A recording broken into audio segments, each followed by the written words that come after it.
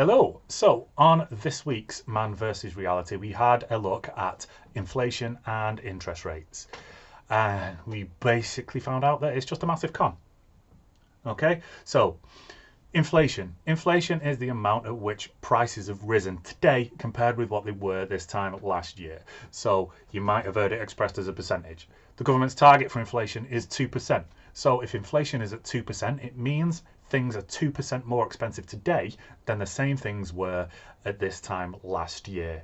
That means your money is worth 2% less than it was at this time last year because you can buy 2% less stuff. Apparently, that's a good thing, we're being told. Yeah, cool. Yeah, those who are also a bit keen at maths will have noticed that if inflation does hit the government target of rising 2%, prices rising 2% year on year, it means in 50 years everything will be double the price that they are now. So, yeah, ridiculous and kind of unsustainable. Inflation is calculated by the Consumer Price Index, which is monitored by the National Office of Statistics, or the Office of National Statistics, however you want to say it. And what they do is basically take a cross section of goods, the same goods every single year, see what price they are, see how much it's gone up by this year compared to last year, and then that's how they calculate whatever the percentage rise is. So these goods will be things like a medium family car, the cost of electricity, gas, water, the cost of the internet, the cost of TV licenses, and then they'll do things like from the average shopping basket, which will be like bread, milk, eggs, all that kind of stuff. They'll add all that up and then they'll see how much more expensive that shopping basket is to the same shopping basket from last year, and the percentage rise, that's what you get for inflation. As I keep saying, the government target is 2%. It rarely is that. Fluctuates up and down everywhere.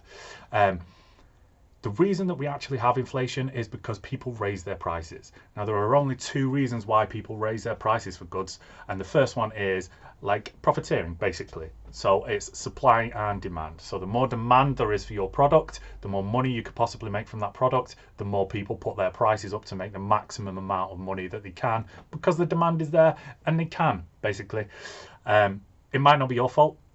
It might be the people below you are profiteering. So say your goods are made from ingredients, whatever those ingredients might be, or parts or something like that. Those people might put their prices up and then your prices will have to rise as a consequence.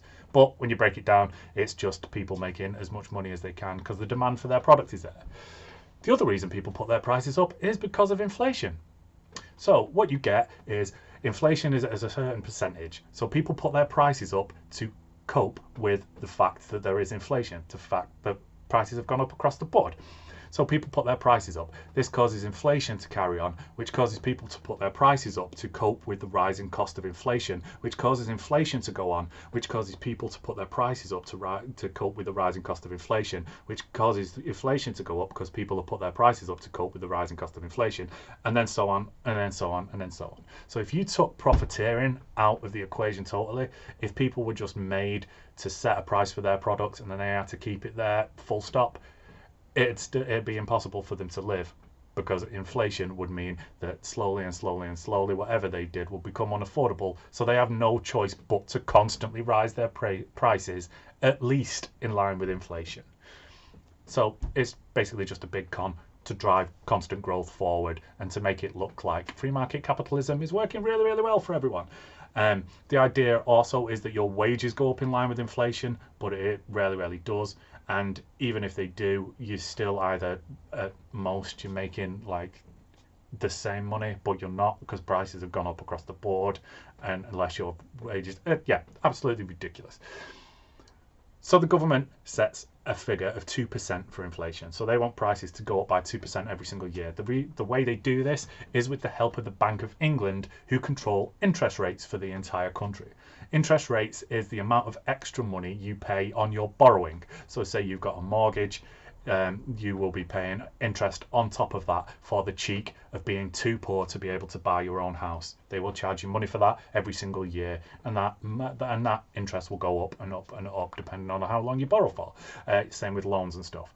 You'll also get paid this money from the bank if you've got any savings. So if you've got a decent amount of savings, whatever the interest rates is, you'll be getting that on top of your savings per year, but it's kind of offset by the fact that prices go up across the board. So it's again, like I say, it's a con.